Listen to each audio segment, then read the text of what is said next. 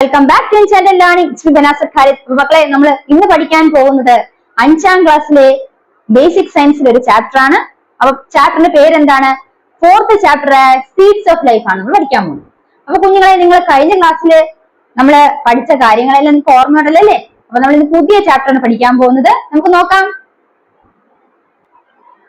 അപ്പൊ മക്കളെ, നമ്മൾ ഇന്ന് പഠിക്കാൻ പോകുന്നത് ഏത് ചാപ്റ്റർ ആണ്? Seeds of life. അതായത് എന്താണ് സീഡ്സ് ഓഫ് ലൈഫ് എന്ന് പറയുന്നത്? ജീവൻ അല്ലെ, ലൈഫ് എന്ന് പറയുന്നത് ഏതിനുള്ളിലാണ്? സീഡിനുള്ളിലാണ് ലൈഫ് എന്നാണ് നമ്മൾ മനസ്സിലാക്കാൻ പോകുന്നത്. അപ്പൊ മക്കളെ, ഇന്ന് നമുക്ക് ചാപ്റ്ററിൽ ആദ്യമായിട്ട് പറഞ്ഞിരിക്കുന്ന കാര്യങ്ങൾ നോക്കാം. Only living seeds germinate, right?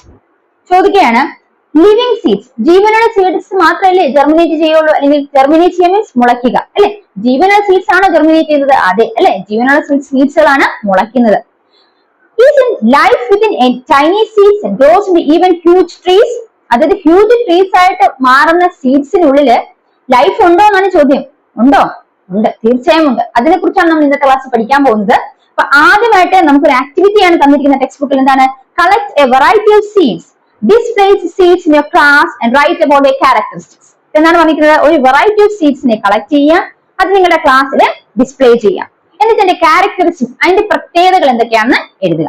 First പറഞ്ഞിരിക്കുന്നത് നെയിം ഓഫ് ദി പ്ലാന്റ്. ഏത് പ്ലാന്റ് ആണ് നമ്മൾ എടുക്കുന്നത് അതിന് പേര് കൊടുക്കുക, പേര് പറയാ, അതിന്റെ കളറിനെ പറയാ, അതിന്റെ സൈസിനെ സൂചിപ്പിക്കുക, ഷേപ്പ് ആൻഡ് അതർ ഫീച്ചേഴ്സ്. ഇത്രയും കാര്യങ്ങൾ നിങ്ങൾ ഒരു ആക്ടിവിറ്റി ആയിട്ട് ചെയ്തേണ്ട കാര്യങ്ങളാണ്. അപ്പൊ തീർച്ചയായും നിങ്ങളത് ക്ലാസ്സിൽ ചെയ്തിട്ടുണ്ടാകും. അപ്പൊ ഞാൻ അതിനെ കുറിച്ചൊന്നും കൂടുതൽ പറയുന്നില്ല. അപ്പൊ നമ്മൾ ഒരു എക്സാമ്പിൾ ആയിട്ട് ഏത് സീഡ് എടുത്താലും അതിന് ആദ്യം ആ സീഡ് ഏത് പ്ലാന്റിൽ നിന്നാണ് എടുത്തതാണെന്ന് മനസ്സിലാക്കണം. ഇനി അതിന്റെ കളറിന് എന്തെങ്കിലും പ്രത്യേകത ഉണ്ടെങ്കിൽ അത് മനസ്സിലാക്കുക. അതിന്റെ സൈസ്, ഷേപ്പ്, മറ്റെന്തൊക്കെ പ്രത്യേകത ഉണ്ടെങ്കിൽ അത് നമ്മൾ നോട്ട് ചെയ്യുക. ഇനി നോക്കാം. Even though the seeds have life, will all the seeds buried in the soil germinate? Why don't all the seeds germinate? ഒരു ചോദ്യം, മറ്റൊരു ചോദ്യം കുറച്ച് വെച്ചിരിക്കുന്നതാണ്. സീഡ്സിന് ലൈഫ് ഉണ്ട് നമ്മൾ പറഞ്ഞു അല്ലേ? അപ്പൊ ലൈഫ് ഉള്ള സീഡ്സ് തീർച്ചയായും ജെർമിനേറ്റ് ചെയ്യാം. എന്നാൽ ഇവിടെ ചോദിച്ചിരിക്കുന്നത് സീഡ്സ് എല്ലാം, സോയിൽ കിടക്കുന്ന സീഡ്സ് എല്ലാം ജെർമിനേറ്റ് ചെയ്യോ, മുളയ്ക്കുമോ? ഈ ചോദ്യങ്ങൾക്കുള്ള ഉത്തരമാണ് നമ്മൾ ഈ പാഠത്തിലൂടെ മനസ്സിലാക്കാൻ പോകുന്നത്. അപ്പൊ കുഞ്ഞുങ്ങളെ, നമുക്ക് അടുത്ത ഓരോ ഭാഗങ്ങളായിട്ട് ഒന്ന് പഠിച്ചു നോക്കാം. അപ്പൊ മക്കളെ, ഇനി നമ്മൾ പഠിക്കാൻ പോകുന്ന കാര്യങ്ങൾ തീർച്ചയായും നമുക്ക് എക്സാംസിനൊക്കെ പഠിക്കേണ്ടതായിട്ടുള്ള കാര്യങ്ങൾ. അതുകൊണ്ട് തന്നെ മക്കളെ കണ്ടോണ്ടിരിക്കാതെ എന്ത് ചെയ്യണം? ഓടിപ്പോയി ഒരു ബുക്കും പേനയും എടുത്ത് ഈ പറയുന്ന കാര്യങ്ങളൊക്കെ ഒന്ന് എഴുതി വെക്കുക. അപ്പൊ ആദ്യം നമ്മൾ പഠിക്കാൻ പോകുന്നതോട് നോക്കിയേ, ടെക്സ്റ്റ് ബുക്കിൽ എന്താ പറഞ്ഞിരിക്കുന്നത്? നമുക്ക് കുറച്ച് സീഡ്സിനെ ജെർമിനേറ്റ് ചെയ്യാം, മുളപ്പിക്കാം. അതിന് നമ്മൾ എന്തൊക്കെ കാര്യങ്ങളാണ് ചെയ്യേണ്ടത് നോക്കിയേ. What factors are required for the germination of seed? ഒരു സീഡ് ജെർമിനേറ്റ് ചെയ്യുന്നതിന്, ഒരു സീഡ് മുളയ്ക്കുന്നതിന്, ഒരു വിത്ത് മുളയ്ക്കുന്നതിന് എന്തൊക്കെ ഘടകങ്ങളാണ് ആവശ്യം? നമുക്കറിയുന്ന കാര്യങ്ങൾ എന്തൊക്കെ വേണം അല്ലെ? വെള്ളം വേണം. അതുപോലെ എന്തൊക്കെ വേണം? അതെ, മണ്ണ് വേണം. അതെ, എന്താണ്? സൂര്യപ്രകാശം വേണം അല്ലെ? Water, soil, sunlight. പിന്നെ എന്ത് വേണം? ആവശ്യമായിട്ടുള്ള പ്രധാനമായിട്ട് വേണ്ടത് എന്തൊക്കെയാണ്? വെള്ളം വേണം, മണ്ണ് വേണം, അതുപോലെ സൺലൈറ്റ് വേണം. ഇതൊക്കെ നമുക്ക് അറിയാവുന്നതാണ്. എന്നാൽ ഈ പറയുന്ന എക്സ്പെരിമെന്റിലൂടെ, ഈ പറയുന്ന ഒരു പരീക്ഷണത്തിലൂടെ നമുക്ക് ഓരോന്നും എത്രത്തോളമാണ് ആവശ്യം, എന്തൊക്കെയാണ് അത്ര ആവശ്യമില്ലാത്തതെന്നൊക്കെയാണ് നമ്മൾ പഠിക്കാൻ പോകുന്നത്. അപ്പൊ നമുക്ക് ആദ്യത്തെ എക്സ്പെരിമെന്റ് നോക്കിയേ. നമുക്ക് ഒരു എക്സ്പെരിമെന്റിലൂടെ കണ്ടെത്താം എന്തൊക്കെ ഫാക്ടേഴ്സ് ആണ് നമ്മുടെ ജെർമിനേഷൻ, സീഡ് ജെർമിനേഷന് ആവശ്യമായിട്ടുള്ളത്. നമുക്ക് ആദ്യം നമ്മൾ ചെയ്യാനുള്ളത്, അപ്പൊ എന്ത് ചെയ്യണം? മക്കൾ എന്ത് ചെയ്യുക? ഒരു ഗ്ലാസ്സിൽ കുറച്ച് നനഞ്ഞ മണ്ണെടുക്കുക, വെറ്റ് സോയിൽ എടുക്കുക. ഈ വെറ്റ് സോയിൽ എടുത്തിട്ട് ആ വെറ്റ് സോയിൽ എവിടെ നമ്മൾ വെക്കേണ്ടത്? ഗ്ലാസ്സിലാണ് വെക്കേണ്ടത്. നനവുള്ള ഒരു കുറച്ച് മണ്ണെടുത്ത് ഗ്ലാസ്സിൽ വെക്കുക. അതിനുശേഷം അതിലേക്ക് പീ സീഡ്സ്, നമ്മൾ പയറിന്റെ വിത്ത് ഇട്ട് കൊടുക്കുക. അപ്പൊ ആദ്യം take some wet soil in a glass, നനവുള്ള മണ്ണ് ഗ്ലാസ്സിൽ എടുക്കുക. ഇനി അതുപോലെ തന്നെ എന്ത് ചെയ്യുന്നത്? കുറച്ച് സീഡ്സ്, എന്തിന്റെ സീഡ്സ് ഇവിടെ എടുത്തിരിക്കുന്നത്? പീ സീഡ്സ് ആണ്, പയറിന്റെ വിത്തുകൾ എടുത്ത് അതിലേക്ക് ഇടുക. ഇനി place it in area where it get sunlight. ഇനി ഇവിടെ എന്താ പറഞ്ഞിരിക്കുന്നത്? അത് എവിടെ വെക്കണം? അവിടെ എവിടെയെന്ന് വെച്ചാൽ പോരാ. എവിടെയാണ് സൂര്യപ്രകാശം ലഭിക്കുന്നത് അല്ലെ, സൺലൈറ്റ് ലഭിക്കുന്നത് എവിടെയാണ്? ആ ഒരു സ്ഥലത്തേക്ക് അത് വെക്കുക. Water should be also given at A required rate to maintain moisture. അപ്പൊ നമ്മുടെ ഈർപ്പോളം മണ്ണാണെന്ന് പറഞ്ഞാലും അല്ലെ, നമ്മൾ സൂര്യപ്രകാശത്തിന്റെ സാന്നിധ്യത്തിലാണ് വെച്ചു കൊടുക്കുന്നതെങ്കിൽ എന്ത് സംഭവിക്കും? അതിൽ നിന്ന് ആ മണ്ണിന് വെള്ളം നഷ്ടപ്പെടാൻ സാധ്യതയുണ്ട്. അതുകൊണ്ട് നമ്മൾ എന്ത് ചെയ്യണം? You should water should be required, it should be given at a required rate to maintain moisture. അല്ലെ, ഈർപ്പം നിലനിർത്തുന്നതിന് വേണ്ടിയിട്ട്, മോയ്സ്ചർ നിലനിർത്തുന്നതിന് വേണ്ടിയിട്ട് നമ്മൾ ആവശ്യമായിട്ടുള്ള വെള്ളം അതിലേക്ക് ഒഴിച്ചു കൊടുക്കണം. ഇനി ഒബ്സർവ് ഇറ്റ് എവറി ഡേ. നമ്മൾ എക്സ്പെരിമെന്റ് നടക്കുകയാണ്, നോക്കുകയാണ് അല്ലെ. അപ്പൊ നമ്മൾ എന്ത് ചെയ്യണം? ദിവസവും ഇതിന്റെ കാര്യങ്ങൾ പോയി നോക്കണം. ഇനി what all factors the seeds gets. അപ്പൊ നമ്മൾ ഇവിടെ ഈ പറയുന്ന വിത്തിന് എന്തൊക്കെ കാര്യങ്ങളാണ് നൽകിയത്? ആദ്യം നമ്മൾ ആ വിത്തിന് സോയിൽ കൊടുത്തു അല്ലെ, മണ്ണ് കൊടുത്തു. എങ്ങനെയുള്ള മണ്ണാണ്? ഈർപ്പമുള്ള മണ്ണ് കൊടുക്കുന്നു. അത് മാത്രമല്ല ദിവസവും നമ്മൾ എന്ത് ചെയ്യുന്നുണ്ട്? വെള്ളം ഒഴിച്ചു കൊടുക്കുന്നുണ്ട് അല്ലെ. അപ്പൊ സോയിൽ കിട്ടി, വാട്ടർ കിട്ടി. ഇനി അതിന് എന്തുണ്ട് അവിടെ? സൂര്യപ്രകാശത്തിലാണ് വെച്ചിരിക്കുന്നത് അല്ലെ, സൺലൈറ്റ് ഉണ്ട്. അത് മാത്രമല്ല അത് തുറന്നാണ് വെച്ചിരിക്കുന്നത്. അപ്പൊ അതിന് വായു, എയറും ലഭിക്കുന്നുണ്ട്. അപ്പൊ ഇത്രയും കാര്യങ്ങൾ അതിന് ലഭിക്കുന്നുണ്ട്. ഇവിടെ നോക്കാം, all these factors necessary for germination of seed. അപ്പൊ ഈ പറയുന്ന എല്ലാ ഘടകങ്ങളും, ഈ പറയുന്ന വെള്ളം, അതുപോലെ വായു, മണ്ണ്, അതുപോലെ സൂര്യപ്രകാശം, അതായത് water, soil, air and sunlight, is all these factors necessary for germination of seed. ഒരു സീഡ് ജെർമിനേറ്റ് ചെയ്യുന്നതിന് ഈ പറയുന്ന എല്ലാ ഘടകങ്ങളും ആവശ്യമുണ്ടോ? അങ്ങനെയാണെങ്കിൽ ഉണ്ടോ ഇല്ലയോ എന്നുള്ളത് നമുക്ക് മറ്റൊരു എക്സ്പെരിമെന്റ് ചെയ്ത് നോക്കാം. നോക്കൂ മക്കളെ, ആദ്യം നമ്മൾ കണ്ടെത്താൻ പോകുന്നത്, നമ്മൾ പറയുന്നു ഇതെല്ലാം ആവശ്യമാണോ എങ്കിൽ നമുക്ക് ഓരോന്നും നോക്കാം. ഓരോന്നും എത്രത്തോളം ആവശ്യമുണ്ടെന്ന് നോക്കാം. ആദ്യം നമ്മൾ തന്നിരിക്കുന്ന എക്സ്പെരിമെന്റ് എന്താ മക്കളെ? നോക്കാം. ഈ soil necessary for the seed to germinate. എന്റെ മക്കൾ ആദ്യം ചെയ്യാം ഫസ്റ്റ് എക്സ്പെരിമെന്റ്. ആദ്യത്തെ എക്സ്പെരിമെന്റ് നമ്മൾ എങ്ങനെ ചെയ്തു? അതിന്റെ ഒബ്സർവേഷൻ, അതിൽ എന്തൊക്കെയാണെന്ന് മനസ്സിലാക്കിയല്ലേ? അതൊക്കെ നമ്മൾ എന്ത് ചെയ്യണം? ഒരു നോട്ട്ബുക്കിൽ രേഖപ്പെടുത്തി വെക്കണം. You have to write it on your notebook. Okay, അടുത്തത് നിങ്ങൾ മനസ്സിലാക്കാൻ പോകുന്നത്, ഈ soil necessary for the seed to germinate. Soil seed germinate ചെയ്യാൻ ആവശ്യമാണോ എന്നാണ് നമ്മൾ നോക്കേണ്ടത്. അപ്പൊ നമ്മൾ നേരത്തെ എക്സ്പെരിമെന്റിൽ നമ്മൾ പറഞ്ഞു അവന് ആവശ്യമായിട്ടുള്ള സോയിൽ കൊടുത്തു. ആ സോയില് മോയ്സ്ചർ ഉണ്ടായിരുന്നു. അത് മാത്രമല്ല വെള്ളത്തിന്റെ സാന്നിധ്യം ഉണ്ടായിരുന്നു, സൺലൈറ്റ് ഉണ്ടായിരുന്നു, അതുപോലെ എയറും ഉണ്ടായിരുന്നു. ഇത്രയും കാര്യങ്ങളാണ് നമ്മൾ പ്രൊവൈഡ് ചെയ്തത് സീഡ് ജെർമിനേറ്റ്. ഇനി നമ്മൾ ഓരോന്നും എങ്ങനെയാണ് മനസ്സിലാക്കുന്നത്? സോയില് സീഡ് ജെർമിനേറ്റ് ചെയ്യാൻ ആവശ്യമുണ്ടെന്നാണ് ആദ്യം മനസ്സിലാക്കാൻ പോകുന്നത്. അപ്പൊ നോക്കാം, ആ ഒരു എക്സ്പെരിമെന്റില് നമ്മൾ ആദ്യം ഒരു ഗ്ലാസ് ടംബ്ലർ ഒരു ഗ്ലാസ് എടുക്കാം.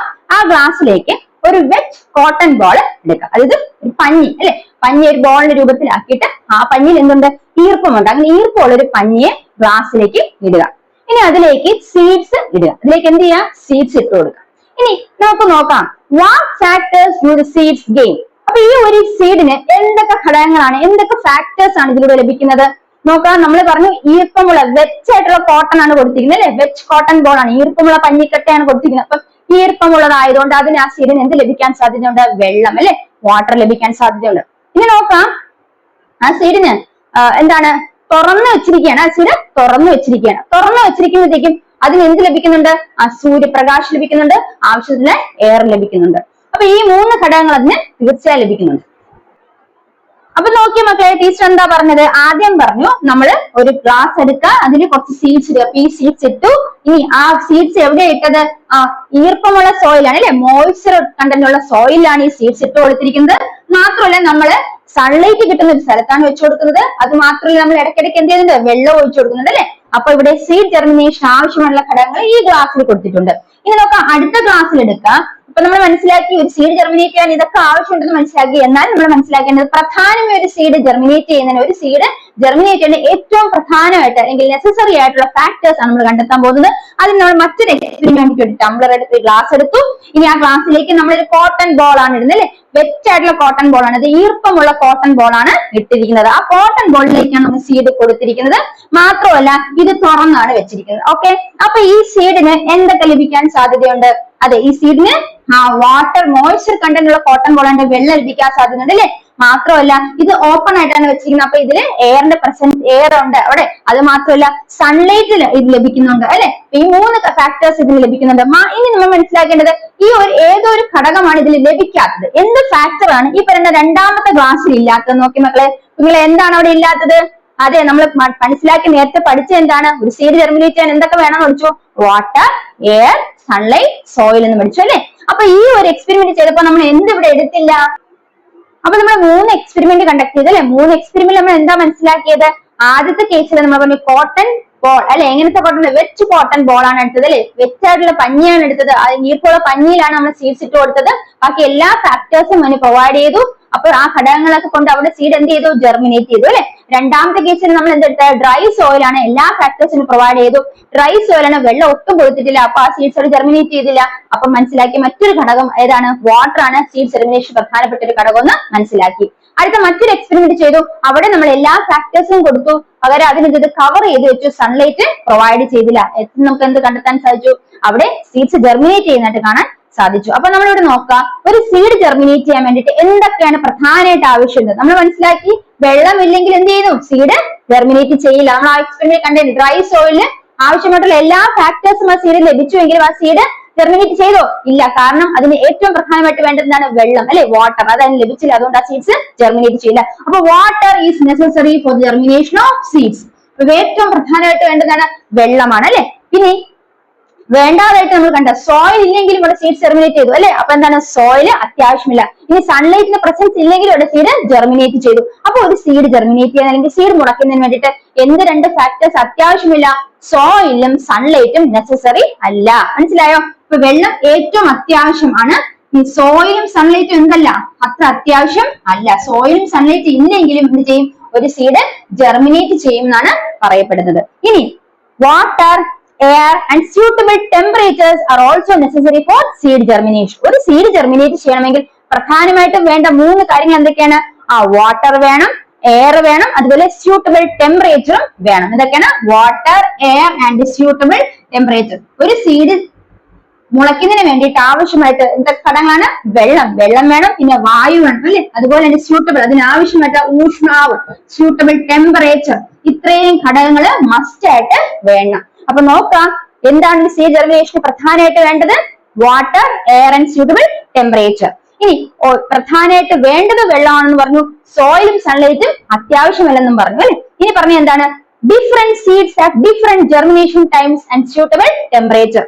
പല സീഡുകൾ എടുത്താല് അവർക്കെല്ലാം മുളയ്ക്കുന്ന സമയം, എത്ര കാലം കൊണ്ട് അത് മുളയ്ക്കും എന്നുള്ളത് ഡിഫറെന്റ് ആയിരിക്കും, വ്യത്യസ്തമായിരിക്കും. അതുപോലെ അതിനാവശ്യം ഒരു സീഡ് മുളയ്ക്കാൻ ആവശ്യമുള്ള ടെമ്പറേച്ചറും പല സീഡുകൾക്ക് വ്യത്യസ്തമായിരിക്കും. അപ്പൊ different seeds have different germination times and suitable temperature. കുറെ സീഡ്സ് എടുത്താൽ ആ സീഡ്സിനെല്ലാം ജെർമിനേഷൻ ടൈം, മുളയ്ക്കുന്ന സമയവും അതുപോലെ അതിന് ആവശ്യമായിട്ടുള്ള ടെമ്പറേച്ചറും വ്യത്യാസമായിരിക്കും. ഇത്രയാണ് മക്കളെ ഇന്ന് പ്രധാനമായിട്ട് നമ്മൾ മനസ്സിലാക്കേണ്ടത്. അപ്പൊ ഒരു സീഡ് ജെർമിനേറ്റ് ചെയ്യാൻ എന്തൊക്കെ വേണം മക്കളെ? പഠിച്ച കാര്യങ്ങൾ ഓർത്തെടുത്തേ. നമ്മൾ ഒത്തിരി എക്സ്പെരിമെന്റ്സ് ചെയ്തു. എക്സ്പെരിമെന്റ്സിലൂടെ നമ്മൾ എന്തൊക്കെ മനസ്സിലാക്കി? വെള്ളം, അല്ലെ? Water is very necessary four germination of seeds. Then which are the 2 factors which are not very necessary? ഏതൊക്കെയാണ് 2 ഫാക്ടേഴ്സ് അത്ര ആവശ്യമില്ലാത്തത്? സോയിലും സൺലൈറ്റും. സോയിലും സൺലൈറ്റും is not necessary for germination of a seed. ഇനി ഇതിനോട് നമ്മൾ പ്രധാനമായിട്ട് മനസ്സിലാക്കേണ്ട ഏറ്റവും പ്രധാനപ്പെട്ട ഫാക്ടേഴ്സ് എന്ന് സീഡ് ജെർമിനേറ്റ് ചെയ്യാൻ വെച്ചാൽ ഏതൊക്കെയാണ്? Water, air and suitable temperature. ഇനി മൂന്നാമത് പഠിച്ചത് എന്താണ്? Different seeds have different germination times and അതുപോലെ ഡിഫറെന്റ് ജെർമിനേഷൻ ടൈംസും അതുപോലെ തന്നെ എന്താണ്? അവരുടെ സ്യൂട്ടബിൾ ടെമ്പറേച്ചറും വ്യത്യാസമായിരിക്കും. ഓരോ സീഡ്സിനും ജെർമിനേഷൻ ടൈംസും അതിൽ എത്ര സമയം എടുത്ത് ജെർമിനേറ്റ് ചെയ്യുന്നുള്ളതും അതിന് ആവശ്യമുള്ള സ്യൂട്ടബിൾ ടെമ്പറേച്ചർ എന്തായിരിക്കും? ഡിഫറെന്റ് ആയിരിക്കും. ഇത്രയും കാര്യങ്ങൾ പ്രധാനമായിട്ട് മനസ്സിലാക്കി വെക്കുക. അപ്പൊ കുഞ്ഞുങ്ങളെ ഇത്രയും പറഞ്ഞ കാര്യങ്ങൾ ക്ലിയർ ആയോ? അപ്പൊ നമ്മള് ഇന്ന് കുറച്ച് കാര്യങ്ങളാണ് മനസ്സിലാക്കിയത്. നിങ്ങളെ ടീച്ചർ പറഞ്ഞ കാര്യം കുഞ്ഞുങ്ങൾക്ക് മനസ്സിലായോ? അപ്പൊ നമ്മൾ ഇന്ന് പ്രധാനമായിട്ട് പഠിച്ചതാണ് factors necessary four germination of A seed. ഒരു സീഡ് ജെർമിനേറ്റ് ചെയ്യാൻ എന്തൊക്കെ ഘടകങ്ങളാണ് ഏറ്റവും അത്യാവശ്യമായിട്ടുള്ളത്? ഇനി ആര് ചോദിച്ചാലും ഇതിന് ഉത്തരം നിങ്ങൾക്ക് പറഞ്ഞു കൊടുക്കാൻ സാധിക്കുമല്ലോ. അപ്പൊ കുഞ്ഞുങ്ങളെ ഇന്ന് ടീച്ചർ പറഞ്ഞ കാര്യങ്ങളൊക്കെ നിങ്ങൾക്ക് മനസ്സിലായോ? അപ്പൊ നമ്മൾ ഇന്ന് സീഡ്സ് ഓഫ് ലൈഫ് എന്ന ചാപ്റ്ററിലെ വളരെ കുറച്ച് പോർഷൻസ് ആണ് ഡിസ്കസ് ചെയ്ത്. എന്റെ മക്കൾക്ക് ഇനി ആര് ചോദിച്ചാലും ഈ കാര്യങ്ങളൊക്കെ വ്യക്തമായിട്ട് പറഞ്ഞു കൊടുക്കാൻ സാധിക്കുമല്ലോ. അപ്പൊ നമ്മൾ അടുത്ത ക്ലാസ്സിൽ ഈ ചാപ്റ്ററിൽ തന്നെ ഇനി നമുക്ക് പഠിക്കാനുള്ള കുറച്ച് കാര്യങ്ങളൊക്കെ ഉണ്ട്. അതൊക്കെ നന്നായിട്ട് മനസ്സിലാക്കി പഠിക്കാം. അതിനുവേണ്ടി തീർച്ചയായും എന്റെ ചാനൽ സബ്സ്ക്രൈബ് ചെയ്തോളൂ. അടുത്ത ക്ലാസ് നമുക്ക് കാണാം.